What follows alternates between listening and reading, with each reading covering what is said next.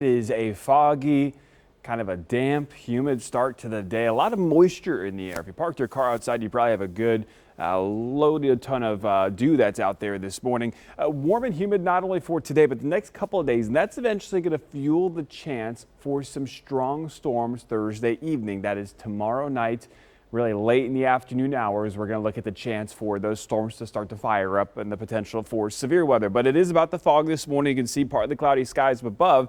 Now, the visibility in downtown Milwaukee is not bad, but you can see that fog deck sitting just off the lake there. And some of this will come in at times. It's kind of drifting in from the east as well. Inland locations also seeing some of this patchy fog with temperatures in the 50s. 55 in Waukesha, 55 in Lake Geneva, 55 in Fond du Lac, and 54 in Milwaukee. Here is that visibility. We saw that little hole in the fog in Milwaukee, but notice Waukesha, Beaver Dam, Fond du Lac, Watertown, Kenosha, all down to about a quarter of a mile in that visibility. And we do have a dense fog advisory for all of southeastern Wisconsin until 10 a.m. this morning. So we still have a good 5 hours to go before a lot of this fog starts to lift away late this morning into this afternoon. Other than the fog deck, there's not much out there this morning. There's a couple rain showers out over Lake Michigan and into Michigan, but we're on the drier side right now. There's a low pressure still spinning across Ohio. That may be keeping partly cloudy skies for us this afternoon, but we're really looking west at this low pressure coming out of the Rockies and the cold front with it.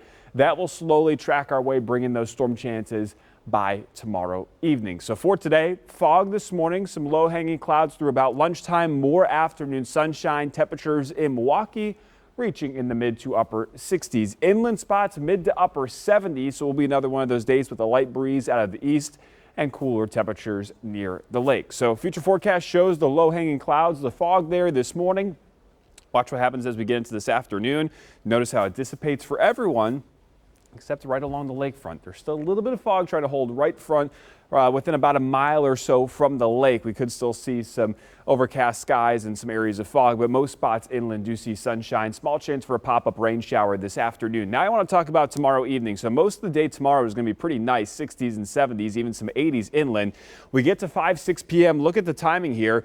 There's those storms firing up just off to our west, and they slide through about 7 p.m. according to this model. I think north of 94 will have the highest coverage. There's question marks to how far south these storms will extend, but any storms that do fire up can be explosive. They can have large hail, gusty winds, and there will even be that chance for a tornado tomorrow. I don't want to sound like I'm overhyping this, but we do have a level 3 out of 5. The ingredients are there for some tornadic storms if they stay individual cells. We'll have to watch them again developing to the west, moving across the area. It is a level 3 out of 5 risk for severe weather. Flooding risk is low, but wind, hail, and tornado threat is all there with these storms tomorrow evening. We'll have to really pay attention to that next 24-hour forecast as we start to get closer to those storms.